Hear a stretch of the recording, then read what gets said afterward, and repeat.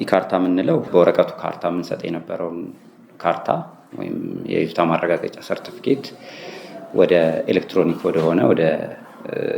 ወደ ዘመነ በቴክኖሎጂ በታገዘ መልኩ የምንሰጠው አገልግሎት ነው ኢካርታ ብለን የምንጠራው። እንደ ድሮ ከኛ ጋር መጥቶ ማህተም መጥቶ ቁጥር ተሰጥቶት የሚወስደው ወረቀት ካርታ የለም። ስለዚህ እሱን ምን እንለዋለን? ሰርቲፊኬት እንለዋለን። እሱን ከ2016 ሪፎርም በኋላ ተግባራዊ እያደረግን ያለነው ካርታ ማለት ነው ኢካርታ የምንለው። ሁለተኛው ዲጂታል ካርታ የሚባለው በአዲስ አበባ ከተማ አስተዳደር የመሬት ይዞታ ምዝገባና መረጃ ኤጀንሲ በኩል ከኛ መብት የተፈጠረላቸውን ይዞታዎች በመውሰድ በተፈጠረላቸው መብት መሰረት የማረጋገጥና የመመዝገብ ስራ የሚሰራበት ተረጋግጦ ሲጠናቀቅ የሚሰጠው ሰርቲፊኬት ነው ዲጂታል ካርታ ብለን የምንወስደው ማለት ነው።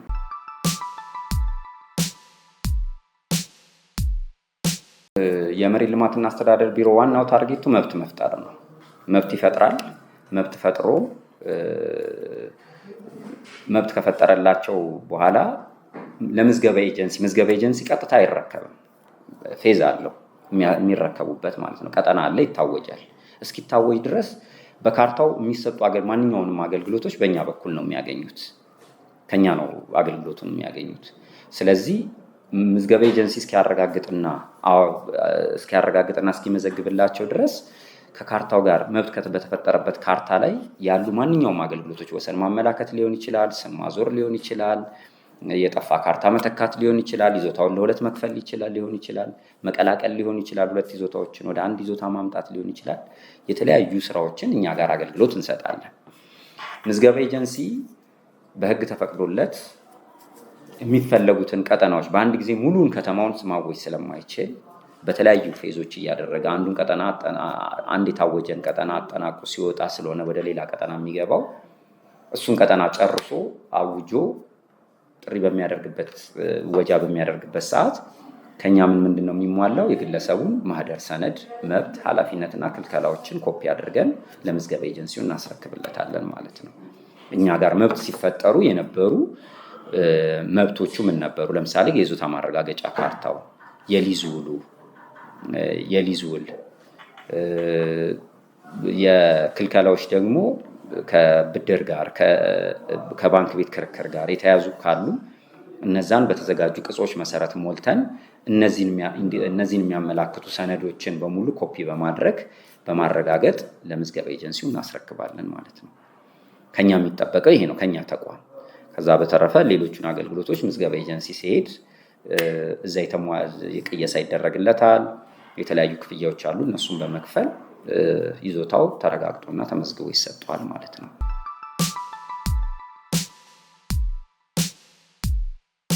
ኢካርታ ስንል መብት ያልተፈጠረለት ሰው አሁን ላይ በመጀመሪያውኑ ሲመጣ መብት ይፈጠርልኝ ብሎ ሰነዶችን አሟልቶ የተለያዩ ለምሳሌ ከወረዳ ደረጃ ጀምሮ ነው ማህደር መረጃዎች ተደራጅተው ክፍለ ከተማ ገብተው በክፍለ ከተማ ወደ ማዕከል የሚላኩት ማለት ነው። መብት ፈጠራው በማዕከል ደረጃ ስለሚሰጥ በመሬት ልማትና አስተዳደር ቢሮ በኩል ስለሚሰጥ ማለት ነው። ስለዚህ እነዚህ መረጃዎች ተሟልተው የነዋሪነት መታወቂያውን፣ የመብራት፣ የውሃ፣ የአየር ካርታ ላይ መታየታቸው እነዚህ ካረጋገጠ በኋላ መብት ይፈጠርልኝ ብሎ ሲያመለክት ኢሚዲየትሊ የሚወጣው ካርታ ወይም ግለሰቡ ላይ የሚደርሰው ካርታ ኢካርታ ነው። ራሱ ኢካርታ ሆኖ ነው የሚወጣለት ማለት ነው። በሌላ በኩል ደግሞ ቀድሞ ካርታ የነበረው ሰው የወረቀቱ ካርታ ማለት እኛ ሪፎርም አድርገን ኤሌክትሮኒካሊ አገልግሎቶቻችንን መስጠት ከመጀመራችን በፊት የወጡ ካርታዎች አሉ፣ መብት ተፈጥሮላቸው ማለት ነው። ያ ምንድነው?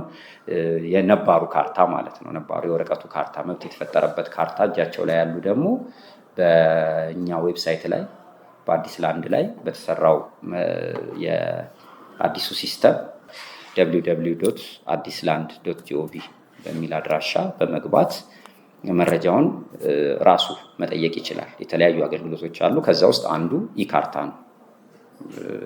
ነው። እሱ ማሟላት ይችላል። ያንን ማድረግ አቅም ለሌላቸው ደግሞ ኢንተርኔት ቤትም መጠቀም ይችላሉ።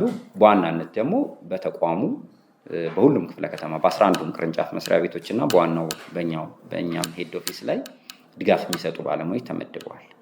ስለዚህ እነዚህን መረጃዎች ይዞ በመምጣት ለእነዚህ ባለሙያዎች በመስጠት ድጋፍ ለሚያደርጉ ባለሙያዎች በመስጠት አገልግሎቱን መጠየቅ ይችላል ማለት ነው።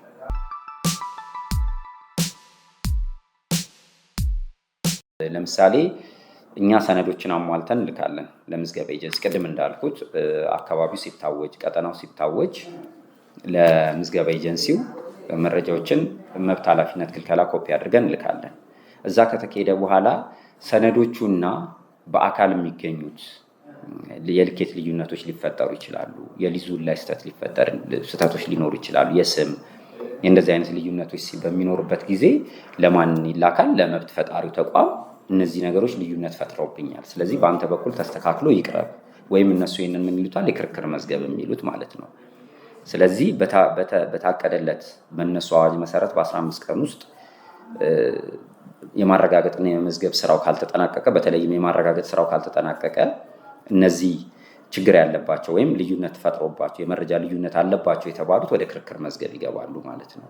እነዛ ችግሮች የሚፈቱት ከማን ጋር ነው? ከመብት ፈጣሪው ተቋም ጋር ነው። በጋራ በመሆን ነው የሚፈቱት። ምናልባት አንዳንድ ጊዜ እዛ ክርክር ውስጥ የገቡ ማለት በካርታ የተቀመጠው የቦታ ስፋትና በመሬት የተገኘ የቦታ ስፋት ልዩነት ሲኖረው፣ የሊዝ ውሉ አንዳንድ ጊዜ የሊዝ ውሎች ሳይኖሩ ሲቀሩ ማህደሩ ውስጥ በተለያየ ምክንያት ሳይታሰሩ ከቀሩ፣ በተለያየ አይነት የስም ስህተቶች ግለሰቡ እዛ ያመለከተበትና እኛ ጋር በካርታ የተሰጠው የስም ልዩነት ካሉ፣ እነዚህ የተለያዩ አይነት ችግሮች ካሉባቸው የክርክር መዝገብ ውስጥ ይቀመጣሉ። ዘንድ ከኛ ጋር ምላሽ ይሰጣቸዋል ማለት ነው። በአሁኑ ሰዓት ላይ በተለይ ባለፈው ዓመትና በዚህ ዓመት በሰራ ነው የክርክር መዝገብ የማውጣት ስራ ከክርክር መዝገብ የማውጣት ስራ አብዛኛው ቁጥር ቀንሷል። ስለዚህ ከዚህ ውጭ ግን ያሉት ግን ተረጋግጦ ዲጂታል ካርታ የያዙ በታወጀ ቀጠና ውስጥ ያሉትን በተመለከተ መስተንግዶ የሚገኘው በምዝገባ ኤጀንሲው በኩል ነው። ያልተረጋገጡ ገና ያልታወጁ ቀጠናዎች ላይ ያሉ የከተማዋ ክፍል ላይ ያሉ ነዋሪዎች ደግሞ የተለያዩ የይዞታ አገልግሎቶችን ማግኘት የሚችሉት በመሬት ልማትና አስተዳደር ቢሮ ባሉ ቅርንጫፍ መስሪያ ቤቶች በኩል ነው ማለት ነው። እስኪታወጅ ድረስ ማለት ነው። እስኪታወጅ በምዝገባ ኤጀንሲ በሚያውጅበት ጊዜ ደግሞ መብት ኃላፊነትና ክልከላውን ለምዝገባ ኤጀንሲ እናስረክባለን በእኛ በኩል። ዘንድ ቀጣይ በምን በኩል መስተንግዶ ያገኛሉ ማለት ነው? በምዝገባ ኤጀንሲው በኩል መስተንግዶ ያገኛሉ ማለት ነው።